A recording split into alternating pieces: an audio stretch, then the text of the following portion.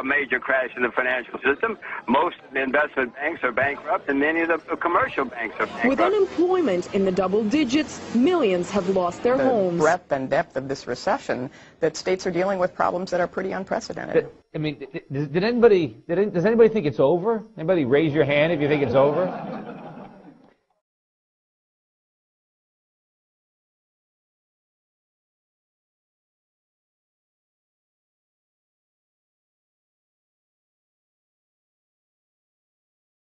It's fairly simple.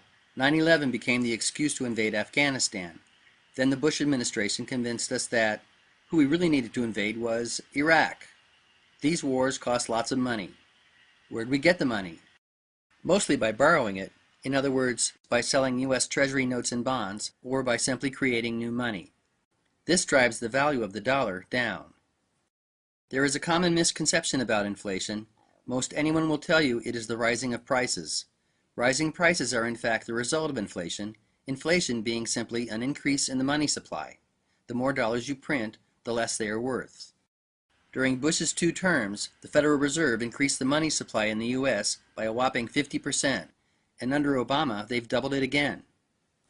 In the decade leading up to the economic crisis, the Federal Reserve and outfits like Fannie Mae and Freddie Mac encouraged easy lending policies.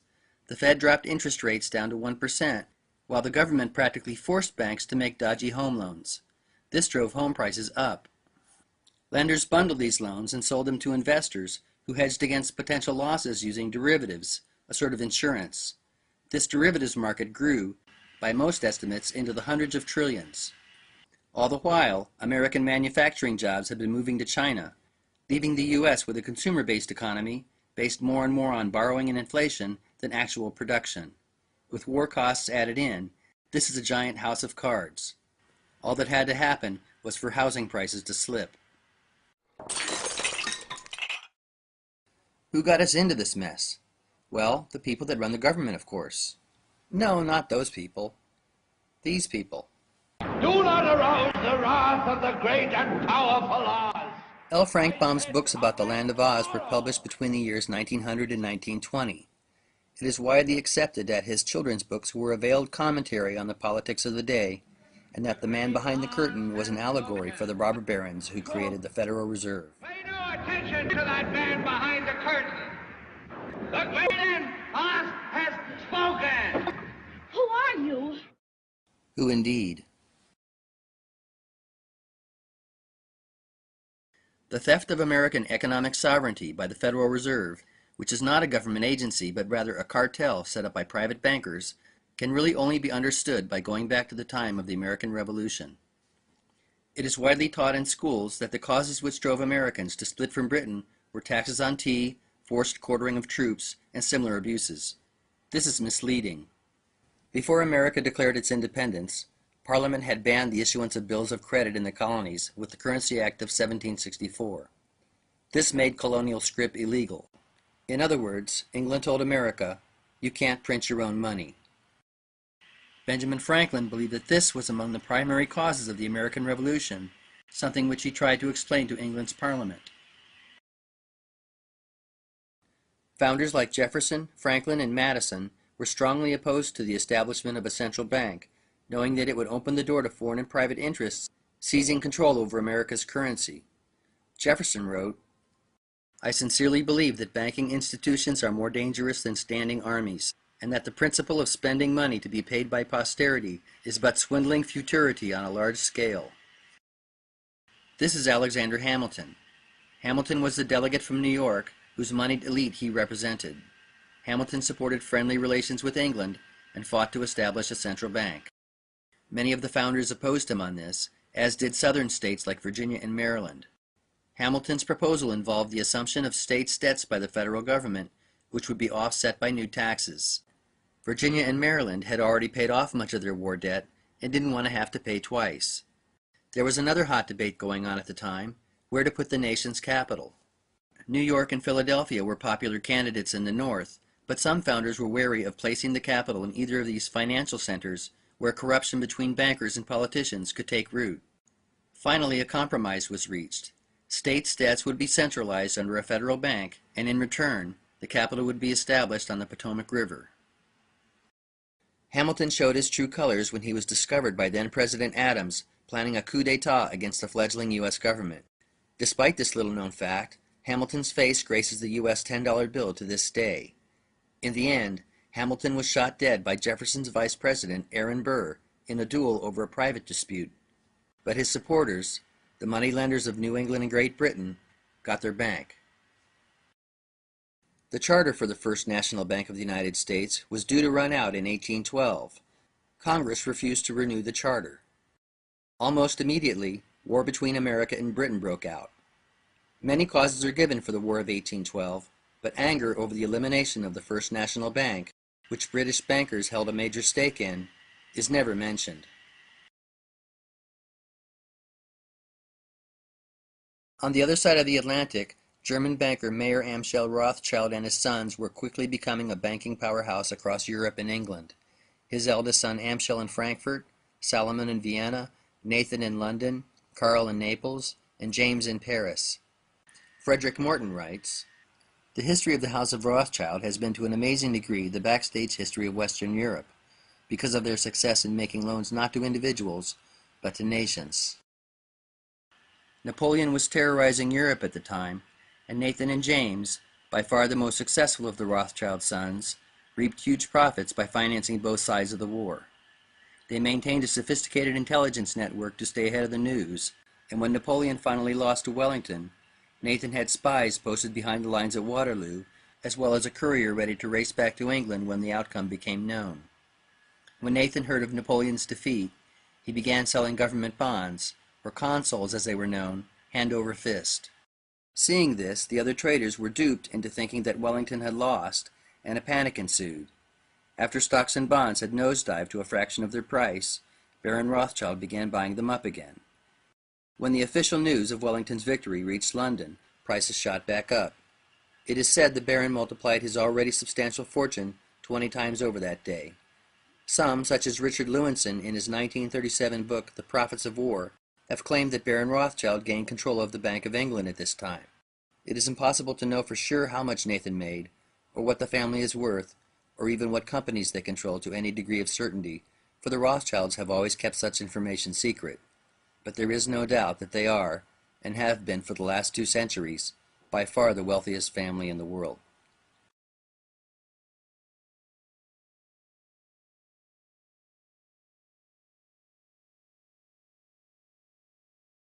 The War of 1812 had left America's financial house in shambles, so much so that then-President Madison was persuaded to allow a second central bank to be established.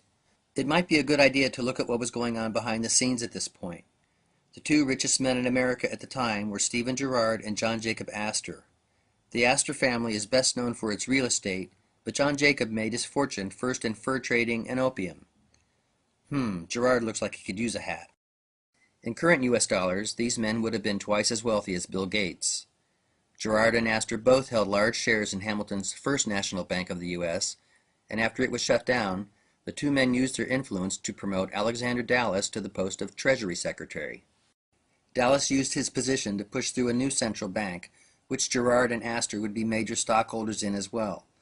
The Second National Bank of the U.S. would not last any longer than the first, however, for in the election of 1828, war hero Andrew Jackson ran on an anti-bank platform and won.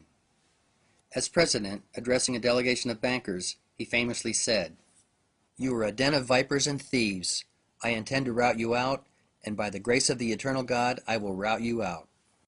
When Congress approved a bill to recharter the bank in 1832, Jackson vetoed it. Why all the fuss? Why were men like Jackson and Jefferson so opposed to a central bank?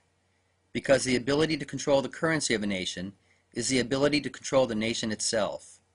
In the words of James Garfield, "Whoever controls the volume of money in any country is absolute master of all industry and commerce." It is easy to see the danger inherent in this power falling into private hands when one realizes that with it comes the ability to create booms and busts at will. The present crisis was intended. Insider Richard C. Cook goes so far as to say, "They did it on purpose. The housing bubble and its crash were engineered from the highest levels of the U.S. government, the Federal Reserve, and the financial industry." As for the crash of 1929, Ben Bernanke himself spilled the beans at a banquet in 2002. It is doubtful that the private owners of the Fed were ever sorry, however. These booms and busts over the years have all been precipitated for a reason: to redistribute wealth. During booms, wealth gravitates upward due to inflation. Even before a currency collapses, the damage done by a fiat system is significant. Our monetary system insidiously transfers wealth from the poor and the middle class to the privileged rich. Those who benefit the most are the ones who get to use the newly created credit first. And following crashes, the most powerful companies snatch up assets and competitors for nickels on the dollar. Lehman Brothers has filed for bankruptcy. Wells Fargo will become the largest U.S. bank by branches with an $11.7 billion offer for rival Wachovia. Merrill Lynch, the world's biggest brokerage, has been bought by Bank of America. Washington Mutual has gone under. The FDIC then turned around and sold WAMU's thrift banking assets to J.P. Morgan Chase. This hat trick has been repeated by the world's top businessmen so many times, it is a wonder that booms and busts are universally perceived as unintended. But the truth of the matter is, nearly every economic crisis in American history has been engineered, and there have been many. Two factors contributed to the Rothschild banking family's success. One was their ability to take advantage of financial panics. Maybe more significant was their talent for creating alliances. John Jacob Astor employed an agent, Jacob B. Taylor, to make his real estate deals in order to conceal his identity. Nathan Rothschild and his son Lionel used the same tact. In fact, their American agent during this period was Taylor's own son, Moses. After Jackson shut down the Second National Bank, the National City Bank of New York grew to prominence. Moses Taylor, with Rothschild backing and by buying up shares during the panics of 1837 and 1857, took it over. Reorganized from the ashes of Hamilton's First National Bank in 1812, National City's list of presidents, directors, and stockholders over the years is a veritable who's who of American finance. It was the first and primary investor bank in the Federal Reserve and remains one of America's biggest banks to this day, albeit under a slightly different name. A 1976 congressional report identified 3 Rothschild subsidiaries in the U.S., the National City Bank of Cleveland, the First City Bank of Houston, and the First National Bank of Seattle. Allegedly, the word city in the names of these banks is a reference to the city. The city is the financial district located in the center of London. Sometimes called the Square Mile, it is actually a sovereign state much like the Vatican and maintains its own police force. The city has been the center of world banking since the days of the Western world's first multinational bankers, the Knights Templar. 800 years ago, the Templar Knights built the Crown Temple Church there and made it their home, and England's financial and legal institutions grew up around it. You can find the Templar Knights' familiar red cross on the city's coat of arms. For that matter, the Cross of St. George, as it is known, is also a part of the British flag. The city is home to the Bank of England, the Royal Exchange, the London Stock Exchange, the Royal Courts of Justice, and many other financial and legal institutions. National City Bank of New York was originally just called Citibank, as was its sister, the Citibank of Cleveland. They both became national banks in 1865 when they received charters to print U.S. national currency. This was the same year that Lincoln, who had been issuing his own currency, the greenback, was assassinated. What was the difference between the greenbacks that Lincoln printed during the Civil War and the national currency banks like Citibank printed in their place? Banks had been printing a muddled variety of currencies as long as there had been banks in the U.S. Paper currency was ostensibly backed by some amount of gold or silver and loaned out at interest. After the Civil War, many large banks were allowed to issue a national currency for the first time. This was a big step toward the elite's goal of recreating a national central bank. Lincoln's greenbacks, on the other hand, were issued by the Treasury and were interest-free. The greenback threatened to cut the banks out of the whole currency racket. They killed him for it. Only one other president in U.S. history has tried to issue interest-free Treasury notes. They killed him too.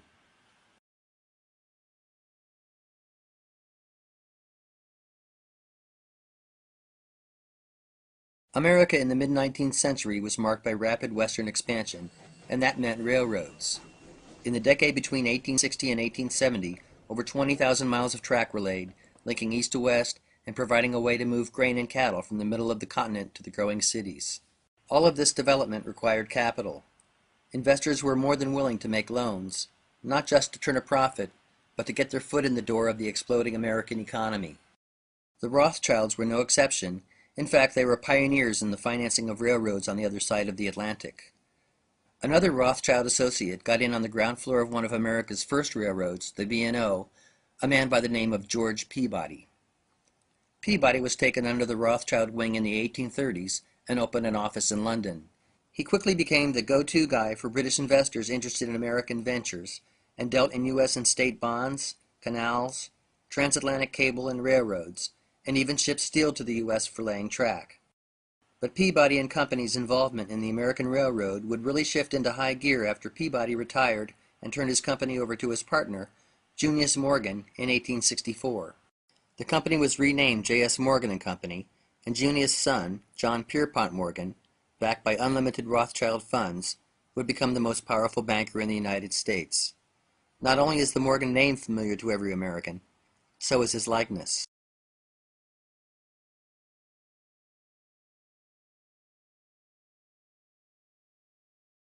Alexander Brown was a linen merchant who emigrated to Baltimore from Ireland in 1800, becoming very successful. He was a major stockholder in the Second National Bank of the United States, along with Girard and Astor, and his sons would go on to found one of the largest merchant banks in America. Brown Brothers had a London branch as well, Brown Shipley and Company. The Browns have always had close ties to the Bank of England. In fact, it is an unwritten rule that the bank's Board of Governors must always include a Brown Shipley director. One of them, Lord Montague Norman, served as governor of the Bank of England longer than anyone in history. If you guessed that the Browns enjoyed close ties to the Rothschilds, you would be correct. In fact, it was through George Peabody's connections with the Brown family that he was first welcomed into the Rothschild circle. Undoubtedly, the Rothschilds' closest allies were two German banking families, the Schiffs and the Warburgs. The Warburg family name is legendary in banking. M.M. Warburg & Company, based in Hamburg, is the oldest bank in the world and remains in private hands. The Schiff family shared a house with the Rothschilds in Frankfurt, the very house that Nathan and his brothers grew up in. Jacob Schiff first came to America after the Civil War, and in 1875 went to work for Kuhn Loeb & Company. He promptly married co-founder Solomon Loeb's daughter Therese and took over the bank. Paul Warburg, who is regarded as the architect of the Federal Reserve System, followed in Jacob Schiff's footsteps, first marrying Solomon Loeb's other daughter Nina, and then joining Kuhn & Loeb when he too came to America in 1902. Warburg was chairman of his own bank, the Bank of Manhattan, and sat on the boards of many important companies, often together with Schiff. Before Warburg came to join him in New York, though, Jacob Schiff spotted two promising entrepreneurs and lent them his support. One would become the undisputed king of oil, the other, America's preeminent railroad baron, John D. Rockefeller and Edward H. Harriman.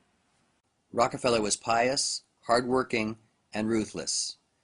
He and his brother William formed Standard Oil together, and by buying out or forcing out competitors, the company at one time controlled 90% of the refining business in the U.S. Harriman was no slouch either. He would eventually control the Union Pacific, the Southern Pacific, the Illinois Central, and a few other lines, as well as the Wells Fargo Express. He also sat on the board of National City Bank of New York, along with Schiff. Jacob Schiff arranged the financing for both the Harriman and Rockefeller empires, either through Kuhn & Loeb or National City Bank of Cleveland. The Rockefellers dabbled in banking too. William Rockefeller and his son Percy were both directors at National City Bank of New York, and William's grandson James would one day be chairman. The bank best known as a Rockefeller Bank, though, was Chase, which was built up by John D. Rockefeller's son.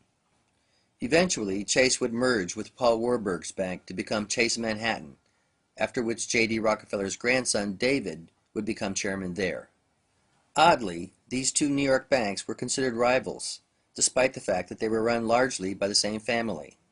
If the Rockefellers had a rival, it would have been Morgan. J.P. Morgan pioneered the merger. He financed Thomas Edison's company and merged it with another electric company to form General Electric. He bought Andrew Carnegie's Steel Corporation and combined it with others to create U.S. Steel. In the early 1900s, Morgan and his companies controlled $1 billion in assets, an incredible sum at the time.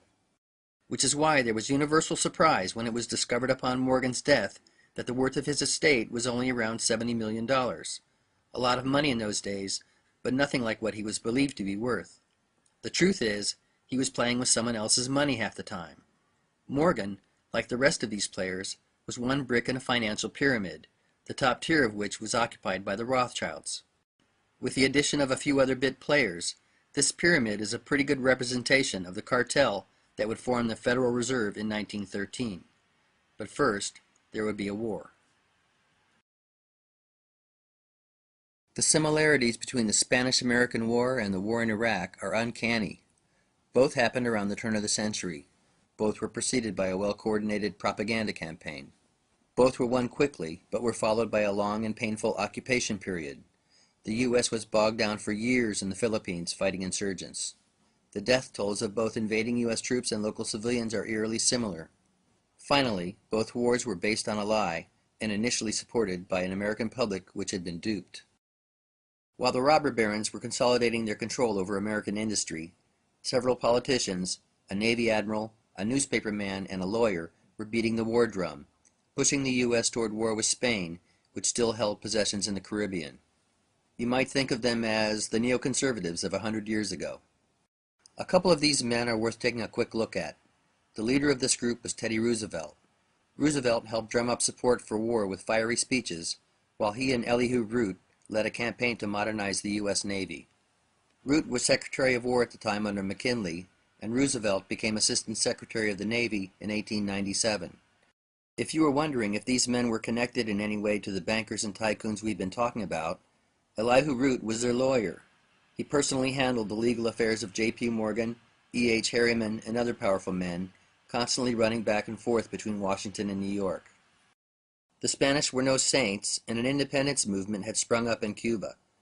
The rebellion became more belligerent with U.S. backing, and Spain responded by throwing Cubans into relocation camps. William Randolph Hearst, the newspaper mogul, ran stories vilifying the Spanish and their abuses.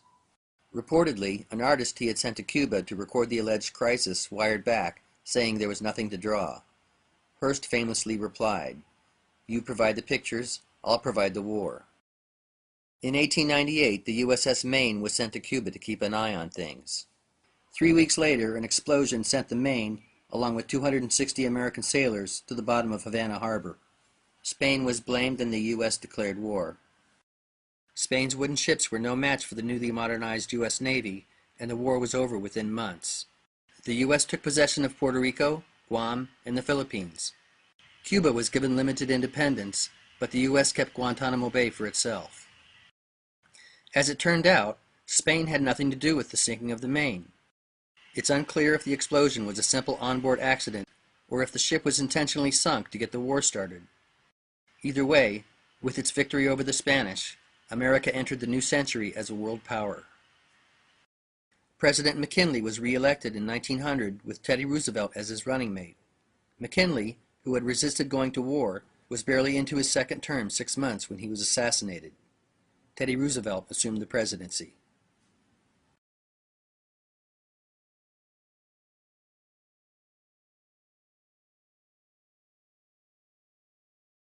Now the bankers, with their sights set on a central bank, had almost all of their ducks in a row. With allies in control of both American government and industry, only one thing stood in their way: the attitudes of the American public. Americans had become fearful of the great power that was being amassed in the hands of a few wealthy men.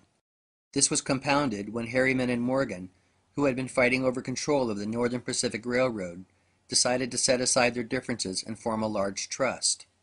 The Northern Securities Company, which Rockefeller got a piece of as well, combined several northern railroads under one umbrella. Teddy Roosevelt decided to attack both Northern Securities and Standard Oil for antitrust violations. These lawsuits culminated in the breakup of both monopolies.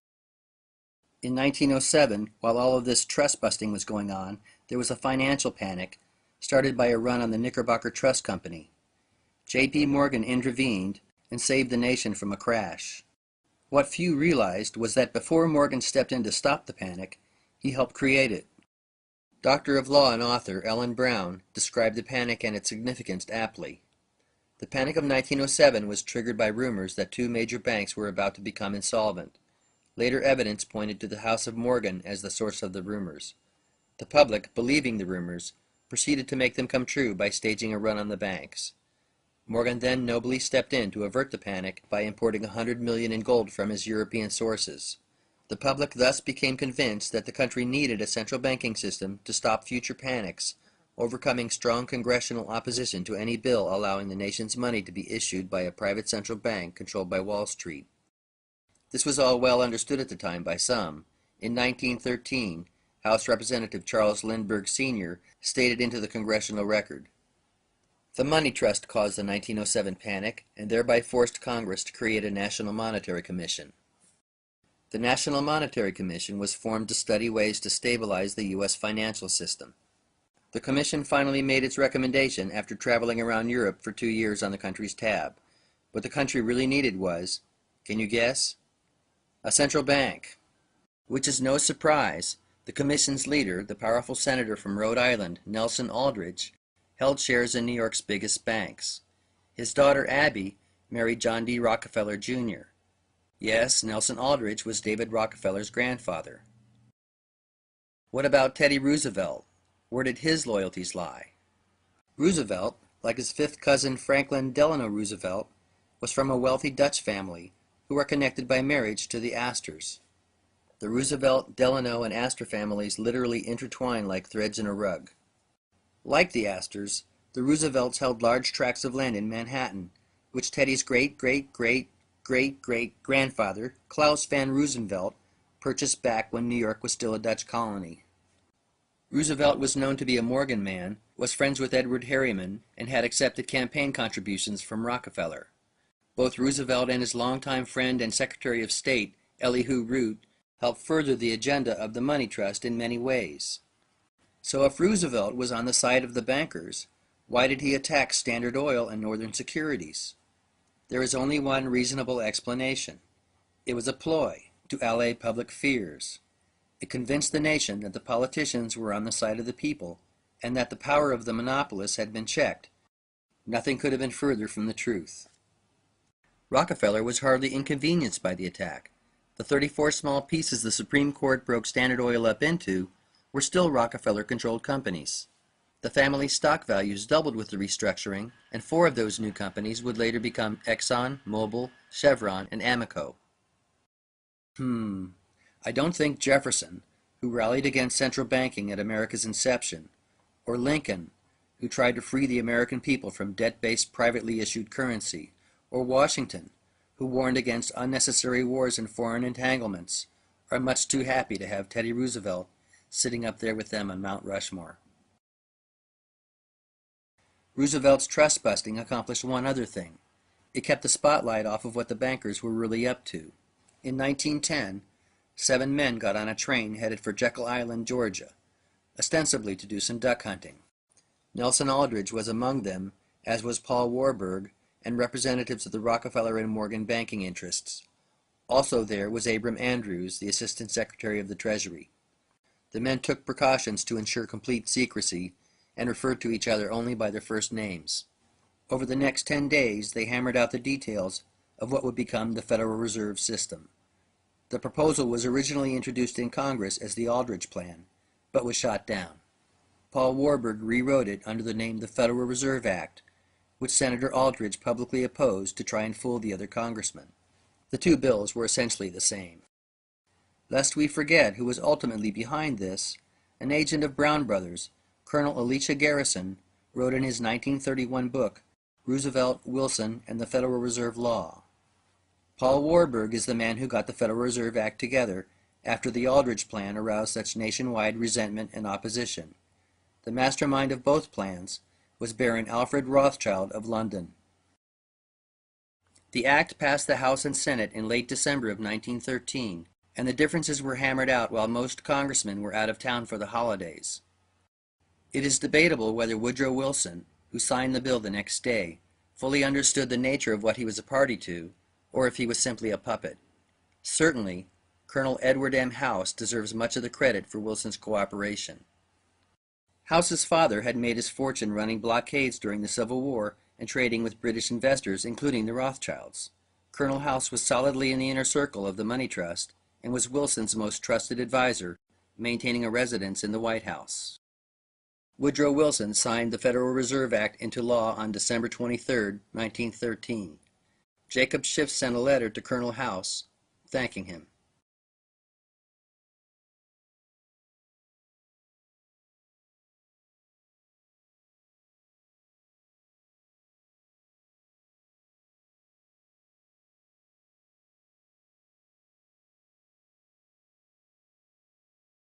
Finally, the bankers had control over America's money, but that's not all.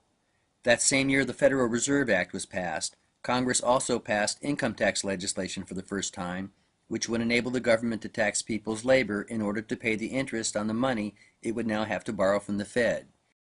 And it wouldn't be long before America would start borrowing like never before to pay for its involvement in a war. Arguably, not a single war in modern history has been fought for the reasons advertised. Most people think the First World War started over the assassination of Archduke Franz Ferdinand, heir to the Austro-Hungarian throne. This did provide an excuse, but the truth of the matter is, cars, planes, and diesel engines for locomotives and ships had been invented, all which ran on oil. The demand for this resource was about to explode, and the Rockefellers, with their Standard Oil monopoly in the U.S., and the Rothschilds, with their control of the Royal Dutch Shell Company across the Atlantic, had the market practically cornered. Then in 1908, oil was discovered in Persia. Much of the Middle East at that time was under the control of the Ottoman Empire, who, in partnership with Germany, were in the process of building a railroad to Baghdad. This had to be stopped. It was time to kick the Turks out of the Middle East. And this bald stating of the geopolitical facts of life strikes the modern reader with the force of revelation. For there is in our own time an absolute taboo among the corporate news media and the political class against mentioning anything to do with these strategic and economic reasons for war. How curious, for example, that the First World War is never taught in our schools as an invasion of Iraq. Not all of you are coming with me on that one. That's okay, don't worry. I will say many things in the course of tonight's show that you will not agree with. But I feel that if we retrench back to a position of consensus, we can build outwards from there. So going back to where I believe some consensus to exist between us. Possibly. I am sure many of you, like me, have never been entirely satisfied with the standard explanation we were given at secondary school for the causes and origins of the First World War. The assassination of Archduke Ferdinand. I mean, no one is that popular. A somewhat more efficient cause might be the Berlin-Baghdad Railway. Commenced construction in the years leading up to the First World War. The Royal Navy had just switched from coal to oil. German Navy follows suit, but they don't have no oil-producing colonies. Thus begins Drang nach Osten, the drive to the east, spine of which policy is the Berlin-Baghdad Railway. Now, there's already trickle aid from Berlin to Constantinople. Of course, it's called the Orient Express. The Germans just have to build the last 900 clips that's going to take them clear into Baghdad, but there is huge opposition to this project among the major European powers. And the British, we're opposed to this for two main reasons. Firstly, we recognize that we cannot compete with the Germans in engineering terms alone, because we know that passengers will simply not accept the Sarajevo to Basra replacement bus service. Secondly, we know once this is built, ain't nothing to stop a Munich businessman getting out of the Baghdad terminus with a Deutsche Bank checkbook, smashing our cartel. So a phony war begins. The first British regiment to be deployed in the First World War, the Dorset Regiment, goes to Basra, 1914, where it is joined by 51 other British divisions. Ah, what a difference 100 years makes. Not. Getting the European powers embroiled in a war was one thing. Getting the U.S. involved was something else. Americans wanted nothing to do with the war. That is, until the Lusitania, with 196 American passengers on board, was sunk off the coast of Ireland by a German U-boat. Evidence which indicates that the passengers of the Lusitania were sacrificed to spark U.S. entry into World War I, while regarded as the stuff of conspiracy theories, is well documented. The British use of merchant ships to ram German submarines had rendered civilian vessels fair game in the eyes of the Germans. This was well known, yet the Lusitania sailed into hostile waters without a military escort. One of the ship's boilers had been shut down, reducing its speed and making it an easy target. Despite claims to the contrary, the Lusitania was carrying munitions, which were listed on the ship's manifest. Germany took out an ad in a few dozen American newspapers, warning that ships flying the flag of Britain or her allies would be attacked, ads which the U.S. government tried to stop papers from printing. Wilson's advisor, Colonel House, spoke with the British Foreign Secretary, Sir Edward Grey, about the Lusitania the morning of the day it was attacked, recording in his journal that its sinking would carry us into the war. He was right, it did. War's effectiveness at pushing nations into debt can easily be seen on this tally provided by the Treasury Department. The country's debt jumped 900% between the years preceding and following the war. It ballooned more than sixfold again as the country entered World War II. But apart from the purely economic reasons for getting America involved in these wars, on another level there was something else going on.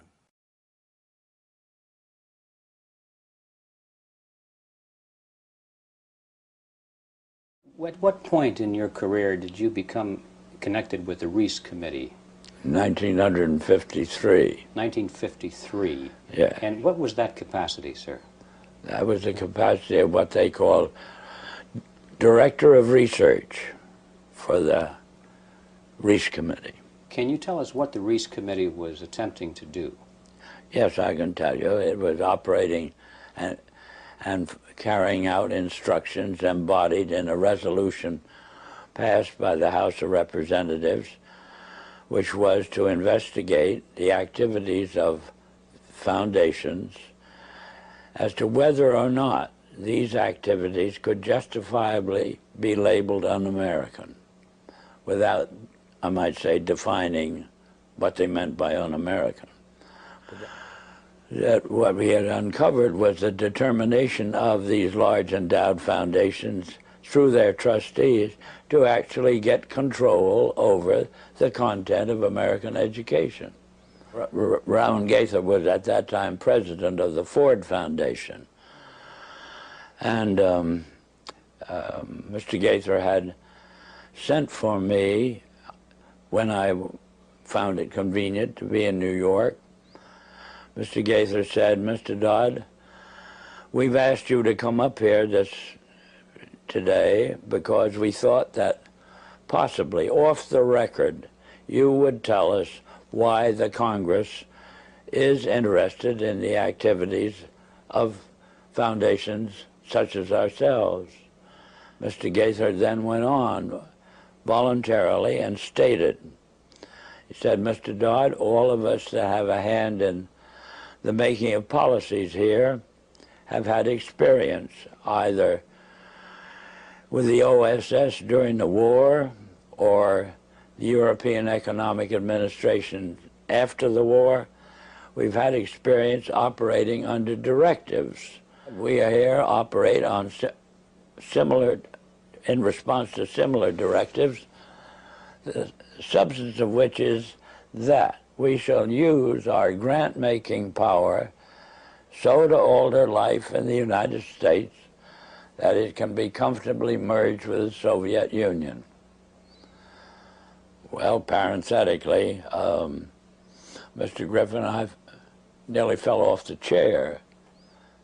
My response to Mr. Gaither then was, "Oh, Mr. Gaither, I can now answer your first question.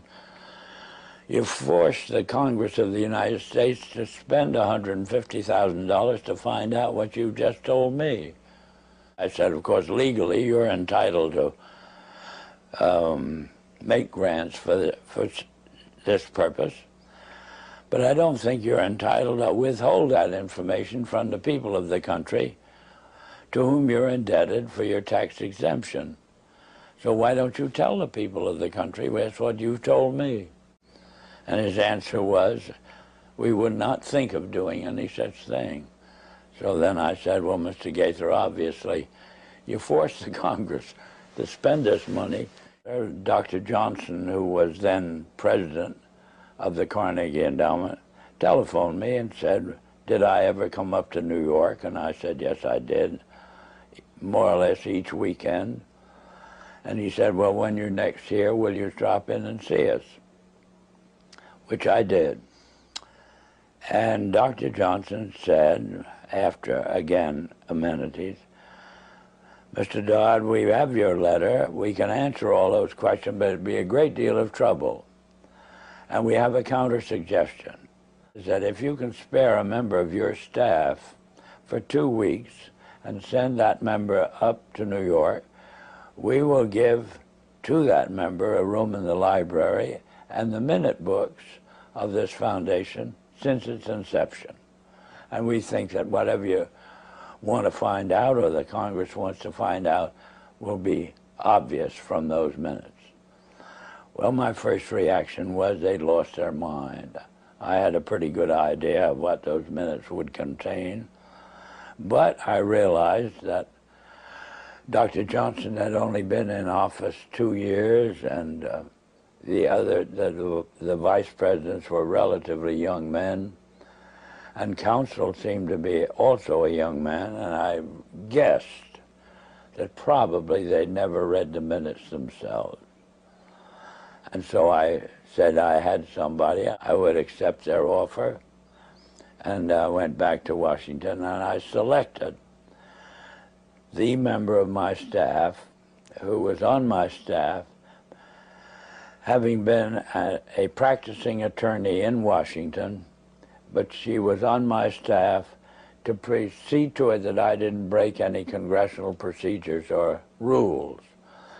In addition to which, she was unsympathetic to the purpose of the investigation. She was level-headed and a very reasonably brilliant, capable lady. And her attitude toward the investigation was, what could possibly be wrong with foundations? They do so much good. Well, in the face of that sincere conviction of Catherine's, I went out of my way not to prejudice her in any way. And off she went to New York. She came back at the end of 2 weeks with the following in the way of, on dictaphone belts. We are now at the year 1908, which was the year that the Carnegie began operations. And in that year, the trustees, meeting for the first time, raised a specific question, which they discussed throughout the balance of the year in a very learned fashion. And the question is there any means known more effective than war, assuming you wish to alter the life of an entire people? And they conclude that no more effective means than war to that end is known to humanity. So then in 1909 they raised the second question and discussed it, namely, how do we involve the United States in a war? Then finally they answer that question as follows: we must control the State Department. And then that very naturally raises the question of how do we do that? And they answer it by saying we must take over and control the diplomatic machinery of this country. And finally they resolve to aim at that as an objective. Then time passes, and we are eventually in a war, which would have been World War I. And at that time, they record on their minutes a shocking report in which they dispatched to President Wilson a telegram cautioning him to see that the war does not end too quickly. And finally, of course, the war is over. At that time, their interest shifts over to preventing what they call a reversion of life in the United States to what it was prior to 1914. At that point, they come to the conclusion that to prevent a reversion, we must control education in the United States. Yeah, I might tell you this experience, as far as its impact on Catherine Casey was concerned, was she never was able to return to her law practice. If it hadn't been for Carol Reese's ability to tuck her away on a job with the Federal Trade Commission, I don't know what would have happened to Catherine, but ultimately she lost her mind as a result of it.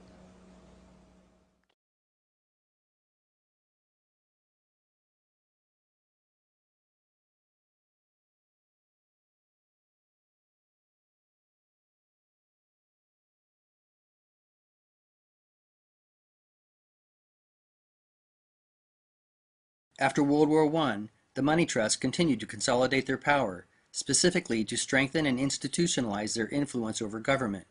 They did this by forming the Council on Foreign Relations in 1921. The council brought together the nation's top leaders in the fields of business, law, medicine, media, and politics. Currently, there are around 4,000 members. It was originally dominated by Morgan interests, with the Rockefellers gradually assuming more of a leadership role over the years. Its first chairman was, if you can believe it, Elihu Root. The Council on Foreign Relations is essentially a lobbying body, but one which wields vast influence. The majority of U.S. presidents since Franklin Roosevelt have been CFR members, as has nearly every U.S. Secretary of Defense and State since World War II. Most congressional leaders are council members, and important cabinet positions are also generally filled from the ranks of the council. It's good to be back at the Council on Foreign Relations. As Pete mentioned, I've been a member for a long time and was actually a director for some period of time. I never mentioned that when I was campaigning for re-election back home in Wyoming. The late Aaron Russo, an Oscar-nominated film producer who received but declined an invitation from Nicholas Rockefeller to join the Council on Foreign Relations, spoke about the organization. I had a friend, Nick Rockefeller, okay, who was one of the Rockefeller family, and he, when I was running for governor in Nevada, he came to me, introduced himself to me through an attorney, and we became friends. We started talking about things, and I learned an awful lot from Mr. Rockefeller. Now, I was definitely being recruited, but it's more subtle than that. Well, in your words, just go through the process, and then what he said. Well, what it is remember, we were friends, and we used to come to my house a lot. We'd have dinner, we'd talk, and he'd tell me about business investments, how you get involved in, you know, and was I interested in joining the Council on Foreign Relations? You know, I would have to get a letter to join them, but was I interested in that? And, you know, just stuff, you know, leading you on. And I used to say to him that I never really did that because that wasn't where I was coming from. You know, as much as I like you, Nick, you know, your ways and my ways, we're on the opposite side of the fence. You know, I don't believe in enslaving people, you know, and he would come back with, oh, I do? Or? Well, it's more like, you know, how do I put it? It was like, what do you care about them? What do you care about those people? What difference does it make to you? They're just serfs. They're just people. You know, it was just a lack of caring, you know, and that's just not who I was. It was just sort of like cold, you know, it was just like cold. And we believe that it's best for society to be ruled by an elite people who control everything. And I said, I don't believe that. You know, I believe God put me on this earth to be the best person I could be, and put everybody on this earth to be the best they can be, not to be a slave and a sheep to you and these people. And I don't understand why you want to control everything. What is the need for that, you know? And I asked him, do all the people in the Council of Foreign Relations feel the same way you feel? He said, no, a lot of them think they're doing the right thing. They think that socialism is the best way to go. But the people at the top, they all know the truth of what's happening. And that's what it is. So it's compartmentalized within the elite structure as well. Of course, Pyramidal. It is. I mean, all the people that are in the CFR, was that 2,000-3,000 people? I have to go to like Dan Rather. They don't know. They don't know what's going on. They join the CFR because it's prestigious. They think it's good for business. It's good for this. You know, they don't know what's really happening. One of the CFR's most world-changing accomplishments was their creation of the Central Intelligence Agency. The CIA was formed after World War II as part of the Defense Act of 1947, a bill which also combined the departments of the Army, Navy, and Air Force under a new Department of Defense and created the National Security Council as well. This Defense Act was formulated by 3 longtime members of the CFR who also lobbied Congress for its passage. The first of these 3 men was James Forrestal, who served as the country's first Secretary of Defense. Harry Truman, who had succeeded FDR upon his death, was up for re-election at the time, and his opponent, CFR member Thomas Dewey, had been selected by the Council to succeed Truman. James Forrestal met with Dewey, and they had agreed that Forrestal would stay on as Defense Secretary after Dewey's election to the presidency. But to everyone's surprise, Dewey did not win. Truman did. This was maybe the only time since World War II that the Council on Foreign Relations did not control the outcome of a presidential election. They made sure it wouldn't happen again, however, for after Dewey's defeat, the Council has made sure that the presidential candidates from both parties were in their corner. Truman had ties to the mob, but was not a member of the Council. He soon fired James Forrestal. Forrestal was later admitted to Bethesda Hospital for psychiatric treatment, and soon after fell out of a 16-story window. The circumstances surrounding his so-called suicide are suspicious.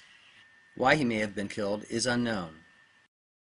Before introducing the second of these 3 men, it will behoove us to first fill in some gaps regarding the militarization of Japan and the rise of communism. After financing the Rockefeller and Harriman empires, Jacob Schiff turned his attention to Japan and Russia. Russia had long been a thorn in the side of the international bankers. Tsar Alexander II had sided with Lincoln during the Civil War against them, and the Tsars had long refused to allow Western banking to take root in their country. So the bankers began formulating a plan to end Tsarist rule in Russia. The right-hand man of Jacob Schiff in this endeavor was an explorer and expert on Russian and Japanese affairs, a man by the name of George Kennan. In the 1880s, Kennan traveled to Siberia, which served as a sort of penal colony for political dissidents in Russia, and began writing articles for the Western press and giving lectures across the U.S. describing the deplorable conditions in the Tsar's labor camps. Influential Americans like Mark Twain reacted with horror and became ardent supporters of political change in Russia. Meanwhile, Jacob Schiff began funding Jewish revolutionaries led by Leon Trotsky, pursuant to orchestrating a coup d'etat in Russia. Schiff's grandson related later that the old man sank about 20 million for the final triumph of Bolshevism in Russia. Paul Warburg's younger brother Max, who ran the family bank headquarters in Hamburg, also helped fund Lenin and Trotsky. But before a coup in Russia would be attempted, the banker saw another opportunity to weaken the Tsar, which involved Japan. There's just no way around it. In order to understand anything about Japan, you have to know what happened there in 1600. In that year, after centuries of fighting between dominant clans, a large battle took place at Sekigahara, in which over 150,000 samurai fought. During the fighting, several clans switched sides, and Tokugawa Ieyasu and his supporters won a decisive victory. Ieyasu subsequently moved his clan to Edo and united Japan under what is known as the Tokugawa shogunate, Tokugawa being the clan name, and shogunate meaning simply military rule. The emperor at this time became a figurehead. 3 participants on the losing side at Sekigahara, the Mori, Shimazu, and Chosokabe clans, were ill-treated by Ieyasu and became bitter enemies of the Tokugawa. They would exact their revenge on the clan centuries later. Under the Tokugawa, Japan became a closed country.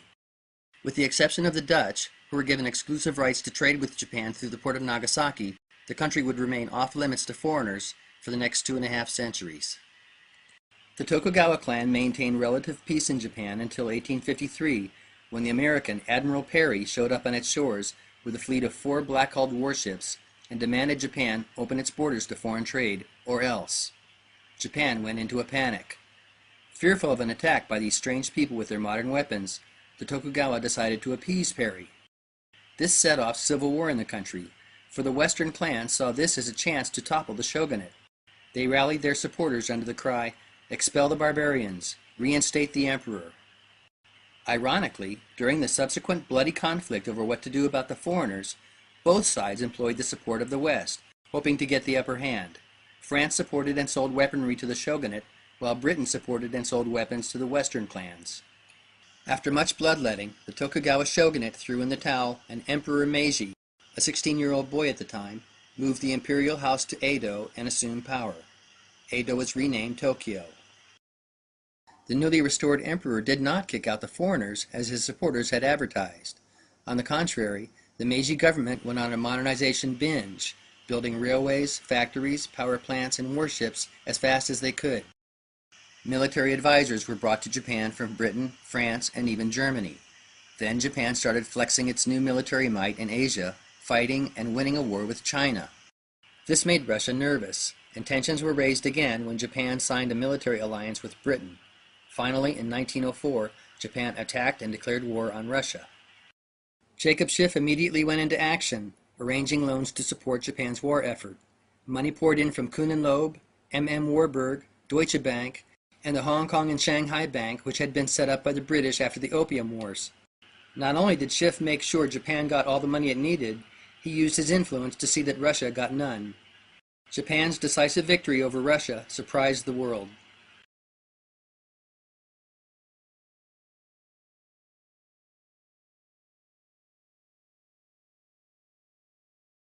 It was no secret that powerful Western business interests exploited Japan's eagerness to modernize and her thirst for conquest to attack Tsarist Russia. Political cartoons of the day attest to this. Jacob Schiff even bragged about it. John Hammond was quoted in the New York Times commenting on Schiff's boastful statement that the money of Jewish bankers had made it possible for Japan to wage a successful war against Russia. George Kennan boasted about his role in taking down the Tsar as well. He arrived in Japan in 1904 just as the war was getting underway, and with the permission of the Meiji government, distributed anti-Tsarist propaganda to Russian prisoners of war. He was later quoted as saying that, as a result, 50,000 Russian officers and men went back to their country ardent revolutionists. Yet another straw was laid across the Tsar's back. In 1908, Jacob Schiff led a campaign to force then-President Taft to abrogate the U.S.'s long-standing trade agreement with Russia. Skeptics often submit that Jacob Schiff's campaign to topple the Tsar was merely a private crusade, but this is clearly not the case. In 1915, the American International Corporation was formed. On its board of directors sat some of the top financiers of the day, Percy Rockefeller, his brother-in-law James A. Stillman, and the president of E.H. Harriman's Southern and Union Pacific Railroads, Robert S. Lovett, all directors at National City Bank of New York. The company's founder was National City Bank's president, Frank Vanderlip, one of the 7 attendees at Jekyll Island. Other AIC directors included Otto Kahn of Kuhn and Loeb, Pierre DuPont, and the great-grandfather of George W. Bush, George Herbert Walker. The American International Corporation worked closely with another important company, Guarantee Trust of New York. Guarantee Trust had been built up on the Rockefeller, Whitney, Vanderbilt, and Harriman fortunes, but by 1915, J.P. Morgan held controlling interest. Guarantee Trust's list of directors was impressive as well. It included George F. Baker, Charles H. Allen, Rothschild Representative August Belmont, Harry Payne Whitney, and J.P. Morgan partner Thomas Lamont. The bank's vice president was Harold Stanley, who would go on to co-found the Morgan Stanley Investment House. In short, the bulk of American wealth and power was represented on the boards of these two companies. Together, they would eventually control dozens of multinational corporations operating around the globe. But in 1915, their first order of business was to pick up where Jacob Schiff left off and, in the final years leading up to the Russian Revolution, see to it that Lenin and Trotsky's Bolsheviks had all the backing they needed. Finally, in 1917, Tsar Nicholas II, weakened by George Kennan's propaganda campaign, humiliating defeat at the hands of the Japanese, and catastrophic involvement in World War I, fell to the Bolsheviks. The Tsar and his family were killed in a house in Yekaterinburg. Communism was born. How surprising that the second architect of the Defense Act of 1947 turns out to be George Kennan's cousin, twice removed, George F. Kennan. If you are confused by the fact that the CIA and their arch nemesis, Communist Russia, were created essentially by the same people, don't be. The Central Intelligence Agency was never designed to fight the spread of communism, safeguard democracy, or anything like that, despite the fact that the communist threat provided the justification for practically everything the agency did up until the fall of the Soviet Union. In truth, the CIA was created to do a very simple, specific job, a job to which intelligence gathering is merely incidental. Now, before introducing the third architect of the Defense Act of 1947, we really need to answer a few questions, which are undoubtedly nagging at you by now. What is it that the CIA was really designed to do? What is the real agenda of the bankers and organizations like the CFR? And what did Ford Foundation President Rowan Gaither mean when he said, as quoted by Norman Dodd, "We shall use our grant-making power so to alter life in the United States that it can be comfortably merged with the Soviet Union." And finally, who are these people? Is there a so-called Jewish conspiracy, as some conspiracy theorists claim? And what about that other group often accused of trying to run the world, the Freemasons? Do they play a role in any of this? We can answer all of these questions, and more. But there's a little more digging we'll have to do first, so grab your shovel. When Tokugawa Ieyasu granted exclusive trading privileges to the Dutch, he wasn't forming an alliance so much with Holland as with the Dutch East India Company, which set up their first trading outpost in Asia just after Ieyasu's victory at Sekigahara. The Dutch East India Company and its main competitor, the British East India Company, were the first multinational corporations. They wielded the power of sovereign nations on the seas and generated tremendous profits plundering the far corners of the world. When people think of these outfits, they think of spices, and while it is true that the Dutch and British East India Companies imported spices and tea from the east to the west, the most lucrative part of their business was the opium trade. A Dutch West India Trading Company was also formed to profit from the lucrative slave trade in the Americas. To put it bluntly, much of what these trading companies engaged in was licensed piracy. Another interesting fact about these trading companies is that they were dominated by Freemasons, from the investors and governors down to the ship's captains. This is evident in the numerous Masonic lodges which sprung up along the trade routes. So how curious that both pirates and Freemasons are associated with this symbol. The skull and crossbones is a prominent symbol in Masonry. Here are some Freemasonic aprons.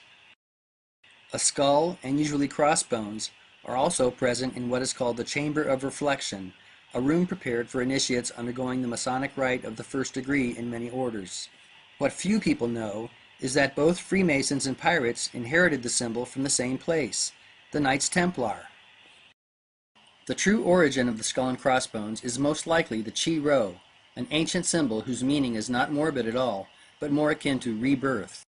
The first Templar to fly the skull and crossbones, legend has it, was Roger II of Sicily, who harassed and plundered the coasts of Greece and northern Africa, and for whom the Jolly Roger is named. According to myth, Roger's father, King Roger I, copulated with the corpse of his wife Adelaide, Roger II's dead mother, and returned 9 months later to find only a skull and crossbones. The original Templars were Normans, the blood product of Franks and Vikings.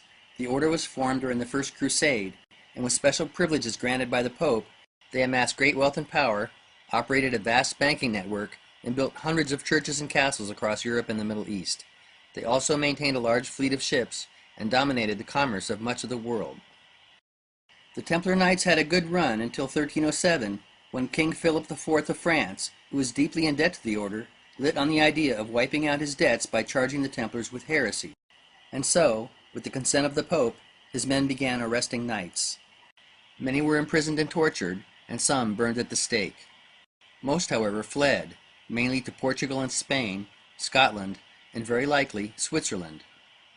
How interesting that the home of the Bank for International Settlements, the central bank of central banks, may well have been a refuge of these medieval bankers. Author Ernesto Frere explored what happened to the Templar fleet, which disappeared from the shores of La Rochelle when the hammer of King Philip came down. He concludes, like others, that many Templars took to the sea after their banishment, thereafter adopting a life of piracy. These skull and bones decorate gravestones in a churchyard in Temple, Midlothian, an area granted to the Templars by David I of Scotland in the 12th century. Scotland is rich in Templar history, and some believe that the Knights helped Robert the Bruce win independence from England on the field of Bannockburn. So what do you think? Does the flag of Scotland really derive from the cross of St. Andrew, as legend has it? Or maybe from this? Author John J. Robinson explored what became of the Knights Templar in Britain after their banishment. Robinson makes a strong case that the Templars simply went underground and evolved into what would emerge centuries later as Freemasonry. Robinson is not alone in observing many connections between the two orders. Various Masonic rites belie Templar origins, and the Temple of Solomon, which served as the Templars' headquarters in Jerusalem, is a central feature of Freemasonry. Maybe the best clue that Crusader Knights gave rise to Freemasonry is that Andrew Michael Ramsay, a prominent Scottish Freemason during the 18th century, said so in a speech given at a French lodge. There was already a large Templar presence in Portugal and Spain when those fleeing from France arrived. There, the Templar Knights simply adopted different names. In Castile and Aragon, they joined existing orders such as the Order of Santiago. In Portugal, a new order was formed, the Knights of Christ. The heirs of these repackaged Templar Knights, who were expert mariners, contributed greatly to the dominance of Portugal and Spain during the era of world exploration. Henry the Navigator was in fact a Grand Master of the Knights of Christ, and Christopher Columbus, Vasco da Gama, and Ferdinand Magellan were all associated with these orders and flew the Templar Red Cross on their ships.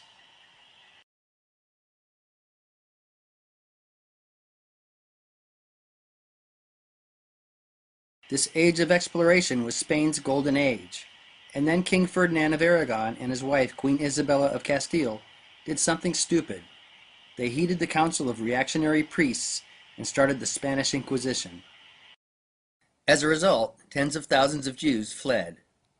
In the latter half of the 16th century, profound changes were taking place in England and Holland. Holland, known for religious tolerance, was a Spanish possession when the Inquisition began, but declared independence in 1581 and eventually kicked the Spanish out. Meanwhile, in England, the Anglican Church broke away from Rome under Queen Elizabeth. To wit, the Catholic Church was losing its authority in these countries, and that's where many Jews fleeing from Portugal and Spain went. And there's good reason to believe that at least some of the Templar remnant there went with them. Here's why. The religious convictions of the heirs and descendants of the Templar Knights, officially a heretic order, would have been suspect in the eyes of the Catholic Church. The Spanish Inquisition was not just an attack against Jews and Muslims. Any deviation from strict Catholic doctrine was grounds for persecution, and rumors of the Templars' Gnostic beliefs and occult practices had led to their banning. The Knights of the Spanish and Portuguese orders had developed a fruitful partnership with Jewish merchants in Spain and Portugal, who not only invested in voyages to the New World, Africa, and the Far East, but also played a role in marketing valuable goods brought back. Queen Isabella, King Ferdinand, and their successors expropriated property from the orders while the Inquisition raged to help pay for military entanglements, notably against the English and the Dutch. Maybe the best indication that the Templar remnant followed their fleeing Jewish partners is that as the Spanish Inquisition dragged on, Portuguese and Spanish dominance on the high seas went into decline, while that of England and Holland surged. This culminated in the establishment of the Dutch and British East India Companies, which both Freemasons and Jewish merchants played significant roles in. This notion of a Templar flight from Spain and Portugal to England and Holland is almost completely undocumented, but seems very likely, and, if accurate, is startling, for it allows us to trace a continuous thread of conquering, plunder, commercial domination, and colonization. It begins with Rollo the Viking, who invades and conquers northern France in the 9th century. The Franks make peace with Rollo and his Vikings by granting them Normandy. A century later, Normans invade and conquer southern Italy and Sicily. Then in the 11th century, more Normans invade and conquer England. They are led by William the Conqueror, Rollo the Viking's direct descendant. A generation later, Normans and allies from all over Europe invade and conquer the Holy Land, at least for a time. This is when the Templar Knights are born. The Templars in turn dominate the commerce of the Christian world until they are banned and flee. From Portugal and Spain, they begin exploring the world and establishing trade routes, but are chased out by the Catholic Church again, this time fleeing to Northern Europe and England. There, they and the local Templar remnant, who will later come out of the closet as Freemasons, set up the Dutch and British East India Companies with the help of Jewish merchants, and begin colonizing the world. The thread doesn't end there either, for several American families got in on the opium and slave trade rackets. Participating in the opium trade, we have, predominantly, the Astor, Cabot, and Russell families. John Jacob Astor we have already met. Remember Henry Cabot Lodge in Teddy Roosevelt's circle of warmongers? His mother was a Cabot. The Russells we have not yet met, but FDR's grandfather, Warren Delano, was manager of operations in China for the Russell family. On the slave trading side, two other Roosevelt patriarchs, Johann and Jacob, owned a slaving ship, the Expedition. The Browns were involved in the slave trade before they moved into banking, as was George Peabody, who ran the Georgetown slave market. If you think I'm stretching it by alluding to a connection between influential Americans like these and the conquering Normans of old, behold the roots of the following families: Peabody, Brown, Roosevelt, Astor, Taylor, Root, Russell, Cabot. Remember, Duke William of Normandy invaded and conquered England in 1066, winning at the Battle of Hastings. According to houseofnames.org. Peabody, Norman, granted lands by William the Conqueror for distinguished service at the Battle of Hastings in 1066. Brown, Norman, granted lands by William the Conqueror for distinguished service at the Battle of Hastings in 1066. Roosevelt, Norman, granted lands by William the Conqueror for distinguished service at the Battle of Hastings. Astor, Norman, granted lands by William the Conqueror for service at the Battle of Hastings. All of these families, and there are others, descend from a Norman ancestor who received lands in England from William the Conqueror after the Battle of Hastings. What are the chances? You may be wondering about other key players. The Rockefellers came late to the world domination game and are not Norman, nor are the Harrymans. You wouldn't find a Morgan on the battlefield of Hastings, for they are Welsh, but they have their own pirate in their history, this guy. Henry Morgan the Buccaneer was one of the first governors of Jamaica, which he used as the base for his exploits in the Caribbean. How interesting that the Jamaican flag, like that of Scotland, is a saltire cross. But that's not all. Green and gold happen to be the colors of the Morgan family coat of arms. Obviously, Jewish banking families like the Rothschilds, being German, had nothing to do with the invasion of England. There are, however, some surprising connections beneath the surface. This is the Stuart coat of arms.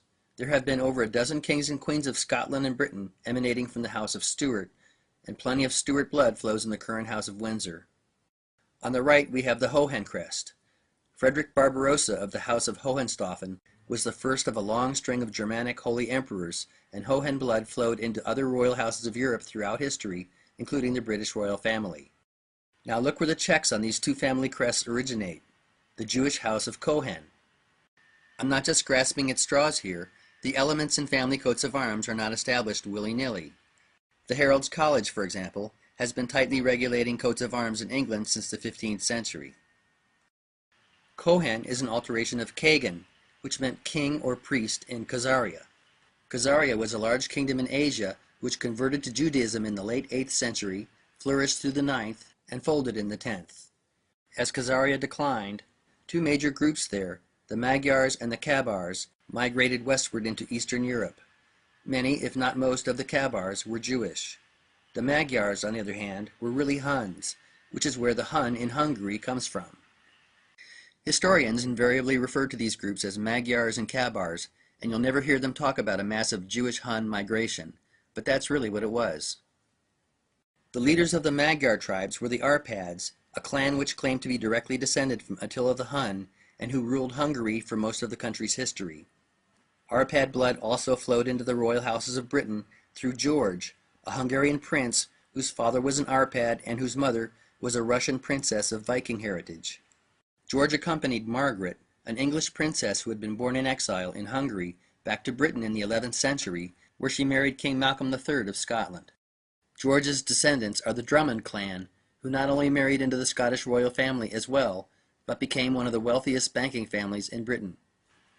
Two Drummonds happened to be the exchequers of the British Treasury during the American Revolutionary War and doled out the money used to pay for Hessian mercenaries rented by England from Hesse Castle. This money found its way not into the pockets of the Hessian soldiers, nor their king, Frederick II, but into the pockets of the king's personal banker, Mayor Amschel Rothschild, whose sons then used the funds as seed money to grow the Rothschild banking dynasty. Rothschild is an adopted name meaning red shield. The original name of the family was Bauer.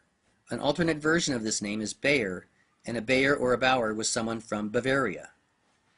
If you take the blue and silver checks of the Cohen crest and turn them diagonally, you have the flag of Bavaria. The true origin of all these names becomes clear if you check the Scottish branch of the bloodline, Boer. The bow and arrow was the weapon of choice of the Huns, and this bundle of 5 arrows is an ancient Hun symbol. The Rothschild banking logo displays the same symbol. This topic is far too deep to really address here. Suffice to say that the ruling elite, be they kings, queens, or bankers, Vikings or Huns, Normans or Khazars or Christians or Jews, have been colluding, intermarrying, and competing for 1,000 years to get control of nations and markets. This is why it is meaningless to speak of a Jewish conspiracy. Organized religion is for us, the masses, not them. They have a different calling, to rule. The word cabal actually derives from Kabbalah. The Templar Knights may have tried to pass themselves off as a Catholic order, but what they really embraced was Kabbalah mysticism, an ancient religious sect with occult overtones which predates Judaism. The dualistic nature of Kabbalah is represented in the interlocking triangles of the Magen David, which was used by Freemasons long before it became a symbol of Judaism. These are not Jewish temples, they are Freemasonic temples, and it goes without saying that the Templars and the other Crusader Knights were really the first Zionists, for they wanted the Holy Land, albeit for themselves. The Templars lost the Holy Land to the Muslims not long after they took it, but in the 19th century, 2 distinct Zionist movements sprang up pursuant to getting it back. One called for a return of the Jewish people to Israel, while the other hinged on a skewed interpretation of biblical texts known as end times prophecy. Some might be surprised to learn that there are far more Christian Zionists in the world than there are Jewish Zionists. One of the first proponents of Christian Zionism and end times doctrine in Britain was, interestingly, a Drummond, while one of the movement's first leaders in America was Charles Taze Russell, whose followers went on to found the Jehovah's Witnesses. Yes, this is the same Russell family that made its fortune selling heroin to the Chinese. Samuel Russell, the head of the family opium business, we briefly met. One of the original Templars may well have been a Russell, for one of the 9 knights who formed the order was a man known to history as Russell. This is very interesting, because another Russell of the 19th century, Samuel's cousin, William H. Russell, co-founded along with Alphonso Taft, the father of future U.S. President William Howard Taft, an influential secret fraternity at Yale University in 1832. They named it, you're not going to believe this, Skull and Bones.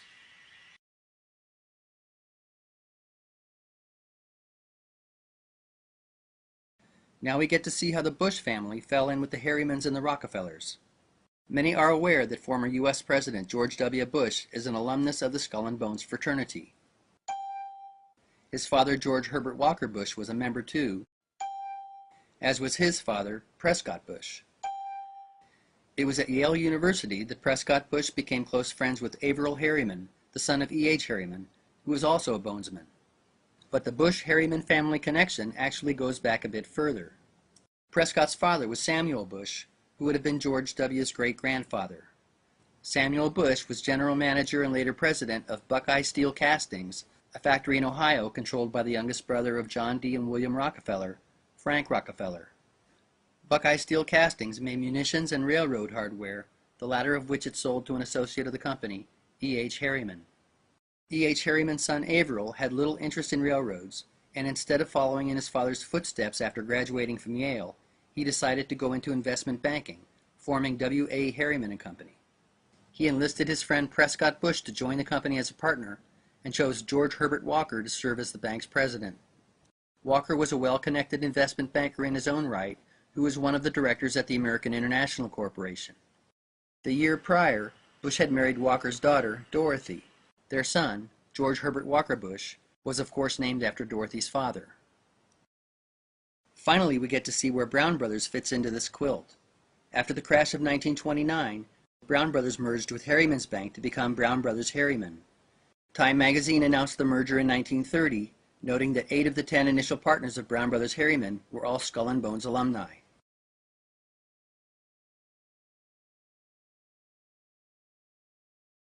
In the decade following the merger, Brown Brothers Harriman played a central role in funneling U.S. investments to Nazi Germany. Funds were transferred through the Union Banking Corporation, an affiliate bank set up by Harriman and an early Nazi supporter, Fritz Thyssen. The recipient of the bulk of these transfers was the IG Farben Company in Germany, the corporate muscle behind Adolf Hitler. IG Farben was run by its co-founder, Max Warburg, at least until anti-Jewish policies made it impossible for Max to remain in Germany. Rockefeller's Standard Oil of New Jersey also helped the Nazis prepare for war, providing IG Farben with a formula for making aviation fuel from coal, for example.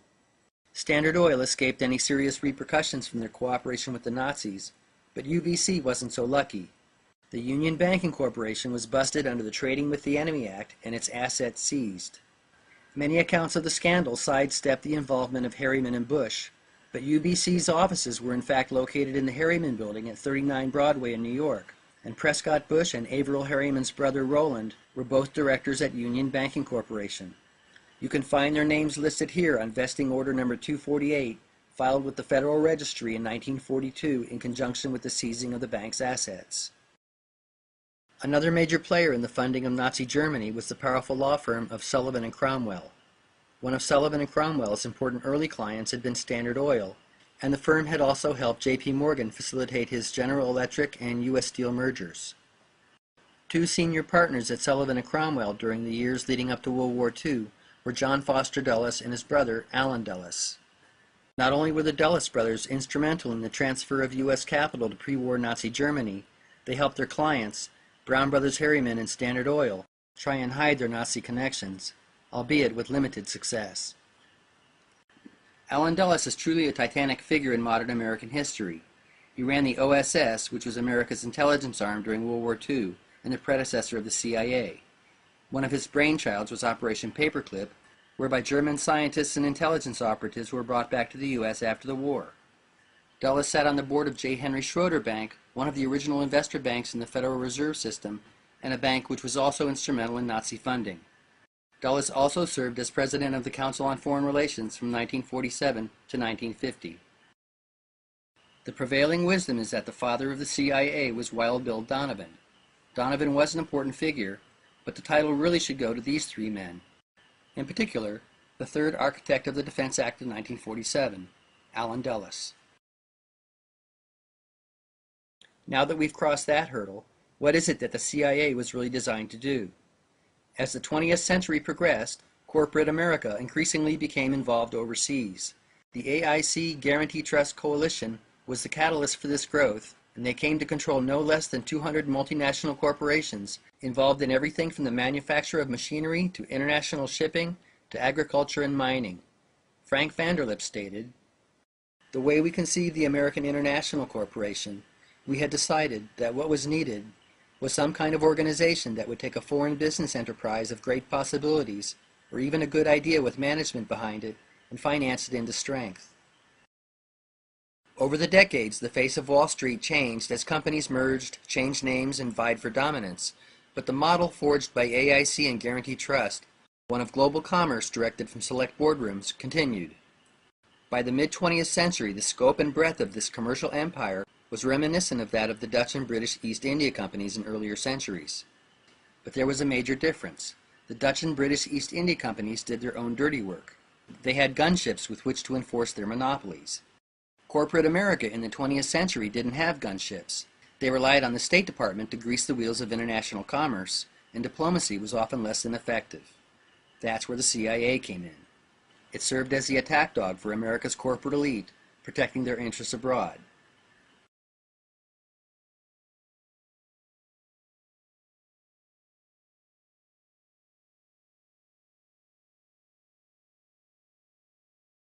The CIA's first major operation was in Iran in 1953, ousting democratically elected Mohammad Mossadegh in a coup d'etat.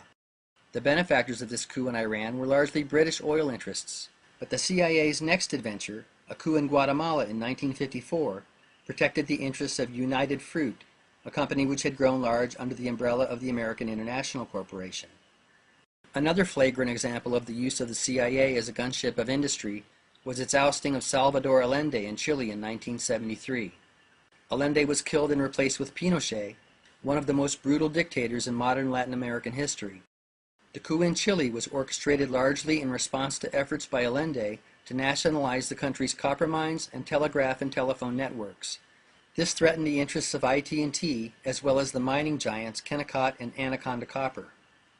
CIA interventions and coups around the world between the agency's inception and the first Gulf War averaged nearly one a year and included meddling in Ecuador, the Dominican Republic, Vietnam, Laos, Cambodia, Brazil, Greece, Iraq, Zaire, Angola, Bolivia, Afghanistan, Honduras, and Haiti.